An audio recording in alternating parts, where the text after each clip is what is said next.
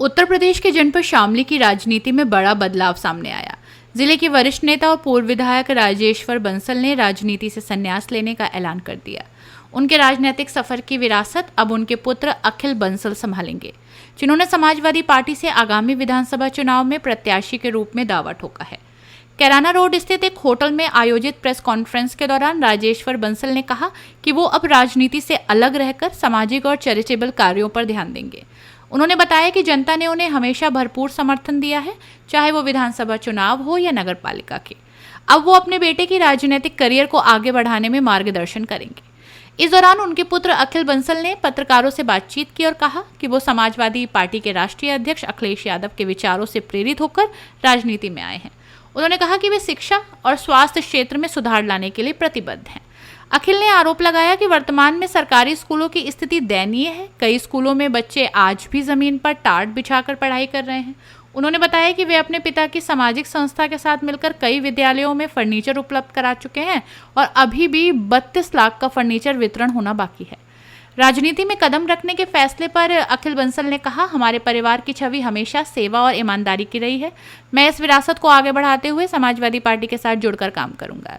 पूर्व विधायक राजेश्वर बंसल के राजनीतिक करियर की बात करें तो उन्होंने वर्ष 1988 में नगरपालिका शामली के चेयरमैन के रूप में राजनीति में कदम रखा।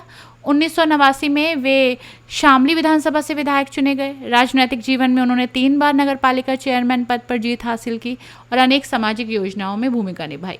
राजनीति से संन्यास लेने के फैसले पर उन्होंने कहा कि अब समय है कि नई पीढ़ी आगे आए। मैं अपने अनुभव मार्गदर्शन से अखिल को मदद करूंगा। मेरी प्राथमिकता अब समाज सेवा है।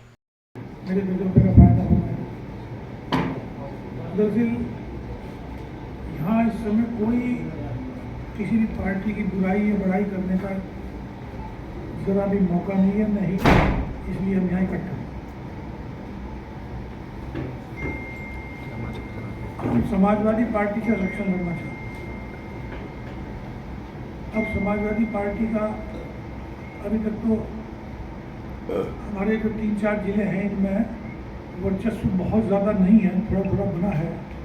एक विधायक भी है हमारा, एक MP भी बनी है हमारी, लेकिन अभी जितना उधर है पूरब में उतना वर्चस्व इधर नहीं है।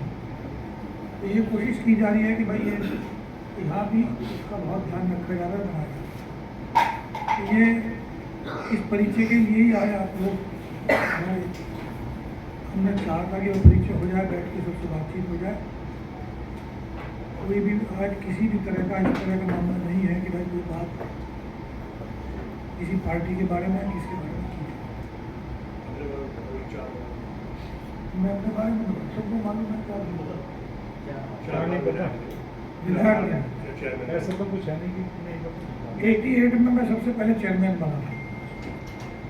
74 से लेकर 88 तक बोर्ड पूरे उत्तर प्रदेश में डिजोर रहे थे, SDM इंचार्ज थे।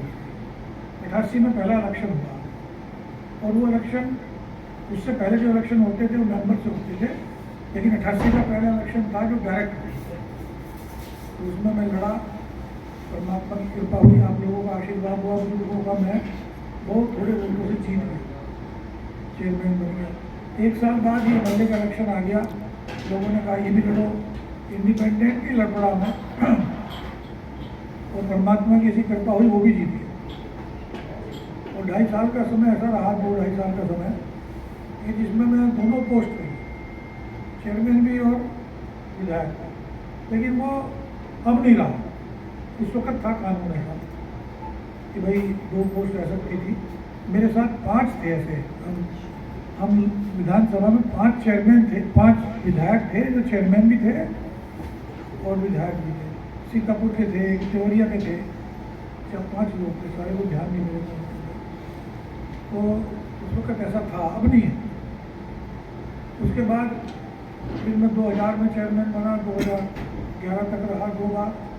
फिर अपनी बार 17 से हमारी पत्नी रही, लेडी सीट हो गई थी, तो 4 बार चेयरमैन रहे। परमात्मा की बहुत कृपा रही, बहुत लोगों का आशीर्वाद है, बहुत शामली के लोग हमें चाहते भी हैं, पसंद करते हैं। ये उनकी बहुत बड़ी हमका विशेष कृपा है। और अब ज़्यादातर समय मैं अपना चैरिटी में देना चाहता हूँ, दे भी रहा हूँ। और ये भी मैं आपको एक कागज़ भी दूँगा, मैं तो एक ही कागज़ अभी मेरे पास हो कि मैं 1 अप्रैल से अब तक मैंने ये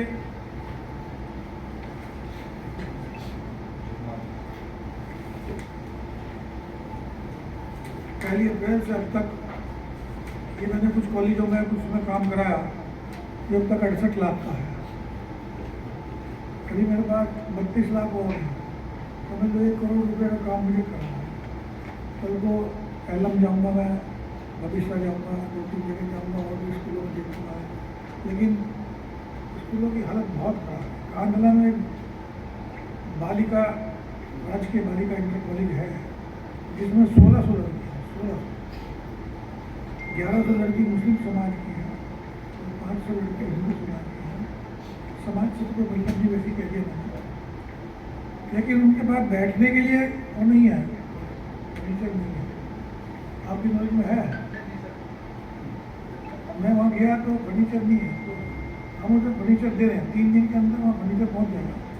9वीं 10वीं क्लास को ही दे रहे हैं, पूरे कॉलेज को तो नहीं दे सकते एकदम। 9वीं 10वीं क्लास का फर्नीचर 7.5 लाख का। अभी बहुत बढ़िया तजुर्बा एक मुझे हुआ, बढ़त में हमने 400 बच्चों का दिया अभी 1-1.5 महीना पहले, मेरे ख्याल से जून में क्या है, जुलाई में खुले स्कूल, जुलाई में खुले, तो 1 जुलाई से पहले दे दिया, जून में दे दिया तो 1 जुलाई को खुले। जुलाई में ही वहाँ 50 बच्चे बढ़ गए। टाट पट्टी में बैठते थे तो 50 बच्चे बढ़ते थे। बड़ी गजब की बात ये हुई, मेरे पैसे वसूल हो गए। मैं आपको जरा फोटो दिखा सकता हूँ उसका कि हमने फर्नीचर क्या दिया। ये मैं आपको 2 मिनट के लिए फोटो दिखाता हूँ।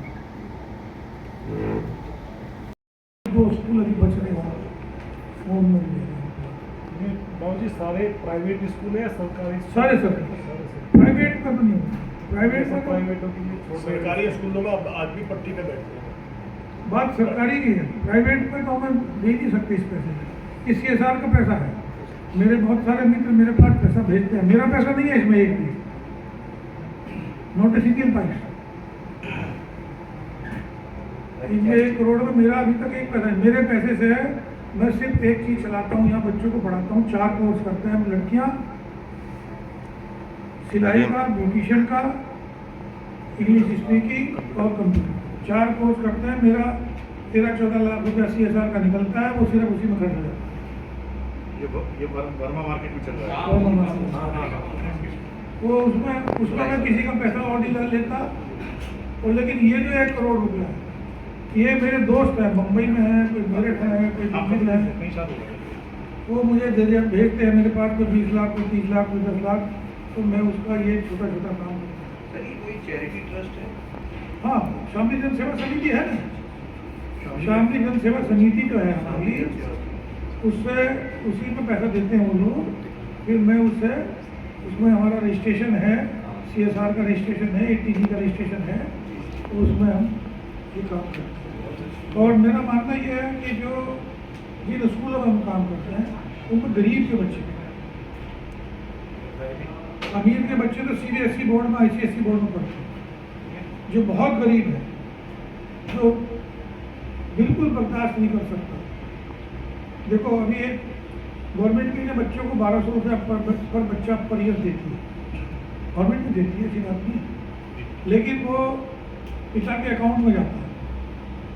अब पिता को क्या मजबूरी है, 4 चीज़ का पैसा है वो, बैग का, कॉपी का, जुराब जूते का और ड्रेस, 4 चीज़ का। लेकिन गरीब लोग इतने मजबूर हैं बेचारे, मान लो उसे दवाई खरीदनी पड़ जाए, जैसे कुछ और अपने माँ बाप के लिए कुछ करना पड़ जाए, तो उस पैसे को खर्च कर देता है। बच्चे तक वो पूरी बात नहीं पहुँच पाती जो उसे पहुँचनी चाहिए। अभी हमने बैग बांटे आज ही, नदीम साथ था हमारे।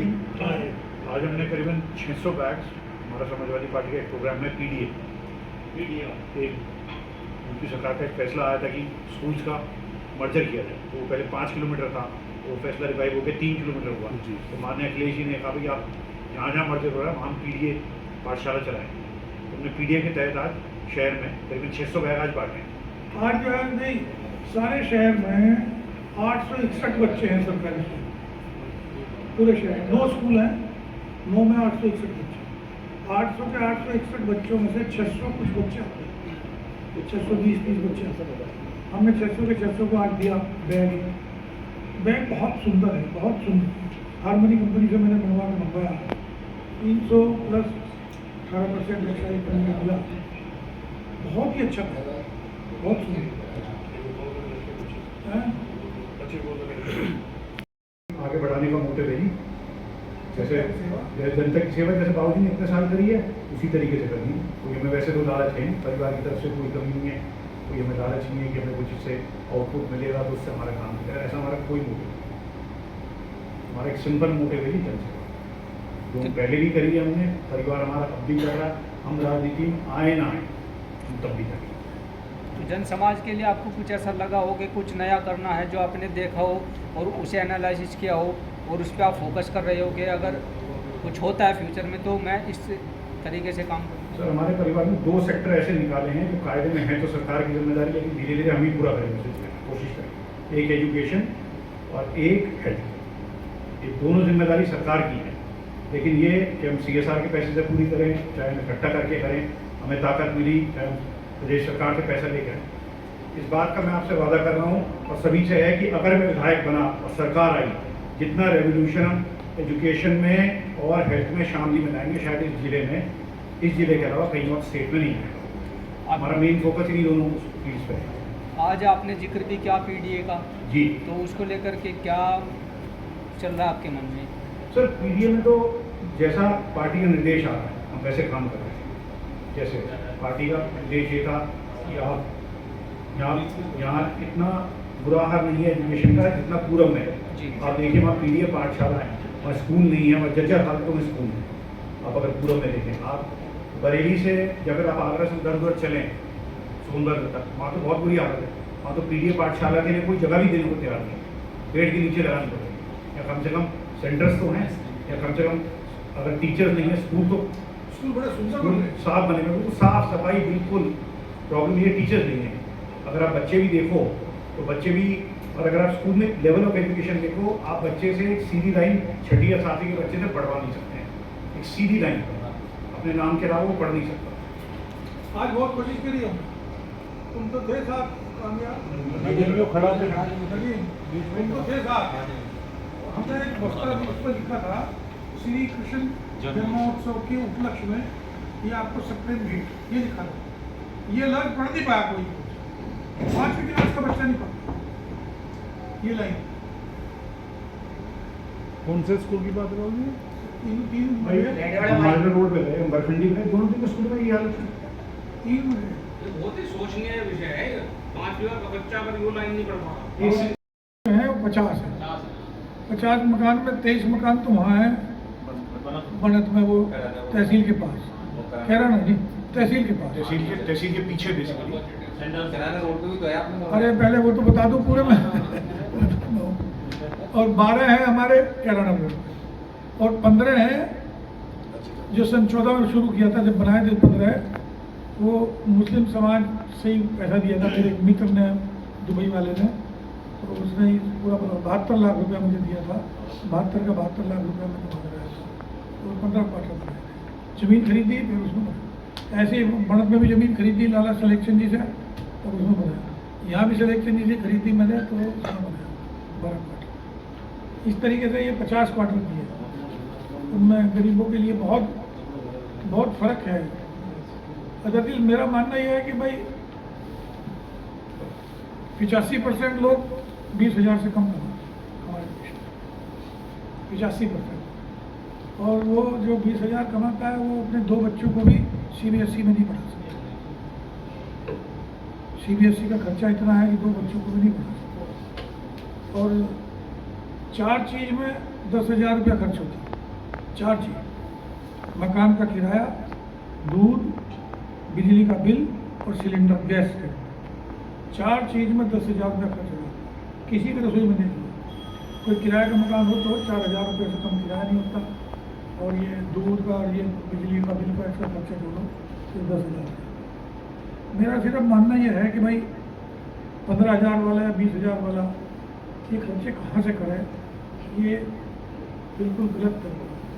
मेरा तो मानना यह है कि भाई जिस गांव में भी इंडस्ट्री है, पहले एक बार हमारे अमृत अभिजात जी कलेक्टर थे, उन्होंने एक योजना चलाई थी, सारथी योजना। पुराने आदमियों को याद होगी, आप लोगों के पता नहीं याद है कि नहीं, 2006 की बात है। किसी को मालूम याद है इसकी? नहीं है। 2006 में अमृत अभिजात कलेक्टर थे यहाँ, उन्होंने योजना चलाई थी सारथी योजना। 6-7, हाँ मेरे ध्यान में और 1 आध साल कंपनी बदली होगा। तब जिला मुजफ्फरनगर हुआ करता। हाँ, जिला मुजफ्फरनगर तो 11 सिसोली वाला जो हाँ, जब केस हुआ था 2008 में थे उससे 2007 में थी, 8 में हो गया, 9 में तो ये आगे थे संतोष यादव जी। उन्हें पता नहीं, मुझे ध्यान नहीं, तारीख तो मुझे ध्यान नहीं, लेकिन उन्होंने योजना चलाई थी। 8 मार्च 2008 में जो है जो सिसोली में हमला करा था ना, वो भेज दिया था जब टिकट लगता है तो बिजनौर वाली घटना में। हाँ, इसलिए ध्यान। तो वो उनका ये मानना था कि एक इंडस्ट्री वाला एक स्कूल को गोद ले और उसे इस तरीके से चलावे कि उसमें मेरे बच्चे पढ़ रहे, तो इसका भला हो जाएगा। बहुत अच्छा, उस वक्त मैंने बहुत स्कूल चलाए, 10 स्कूल गोद लिए थे हमने, निकिता वाले ने मिलकर 10 स्कूल गोद लिए थे और बहुत अच्छे चलाए। आज उस स्कूल में गया मैं कई साल बाद, जब तो हमने 10 साल लगा के छोड़ दिए थे, मैं 18-19 में छोड़ दिए थे कुछ। वहाँ उन्होंने दफ्तर खोल लिए अपने, बिजली का बिल नहीं दिया, ये बहुत झंझट हुए थे, वो बात नहीं मैं कुछ कहना चाहता। तो उसमें आज जिसमें 750 बच्चे थे जब हमने गोद लिया था, आज में 282 बच्चे मिले, 282 में भी, हाँ बरघंटे, और टीचर एक भी नहीं, एक भी टीचर नहीं है 282। वो है वो अनुपूरक, क्या बोलते हैं, अनुदेशक को एक को प्रिंसिपल बना रखा और कोई वहाँ नहीं है। पंखे भी नहीं मिले आज, बल्कि हमारे बहुत नाराज हो गए थे हमारे IG साहब कि भाई तुमने पंखा क्यों नहीं लगा रखा, जब पंखा वहाँ रखा है चल क्यों नहीं रहा, लटकाना था फिर लटकाया नहीं मिला। तो ये इस तरह की बात है। तो ये तो चलो खराबी की बात हमें नहीं करनी, जो भी जिस स्थिति में है हमें काम करना है। बच्चों की बात बता रहे थे, ये मैंने पिछले साल 50 बच्चों को ऐसा सोचा था कि भाई 50 बच्चे की जिम्मेदारी मैं लूँ, उनकी फीस, उनके ड्रेस, जुराब, जूते और पहली से लेकर 8वीं तक बच्चे हुए हैं, उनकी भी फोटो मैं दिखाऊंगा आपको। यहाँ फोटो लानी चाहिए थी, मैं तो वैसे आ गया।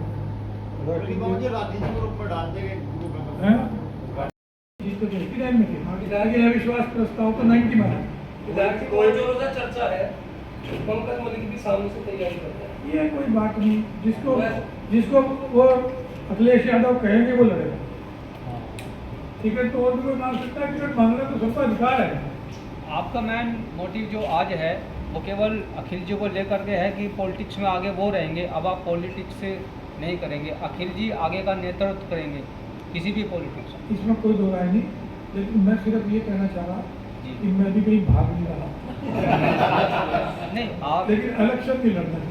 वो है ना, मतलब अब सारा दायित्व आप अखिल जी के कंधों पे डाल रहे हैं पॉलिटिक्स को लेकर के। जो भी आगे टिकट मिले ना मिले वो बात अलग है, लेकिन शामली की राजनीति इसलिए नहीं, मैं तो खुद ही आपसे कह रहा हूँ, एक कदम एक मुक्ति, मतलब हम भी रहेंगे, कोशिश करेंगे। अच्छा विधायक ये बताओ, चले जाएंगे कहीं अभी आप रालोद से सफल तो कारण क्या रहा? ये क्या कह रहे हैं, आपको खड़े नहीं जाते। रालोद से अभी आपने शपथ दिलाई की, रालोद से आप शपथ में गए। जब हमारा 2017 में टिकट कटा था, पूरा श्योरेंस आपको किस तरह बता, हमें सुबह बुला के कहा गया 3 बजे स्टार्ट किया, कुछ नहीं हमने नहीं वो बात नहीं, अब तो वैसे चल रही है, पत्रकारिता ही चल रही है। पत्रकारिता में देखो ऐसा है, कोई भी बात तो फिर क्या होगा? हम अपनी राय हमें कमेंट में ज़रूर बताएं और ऐसे ही लेटेस्ट अपडेट्स के लिए हमारे चैनल रॉयल बुलेटिन को लाइक, शेयर और सब्सक्राइब करना ना भूलें।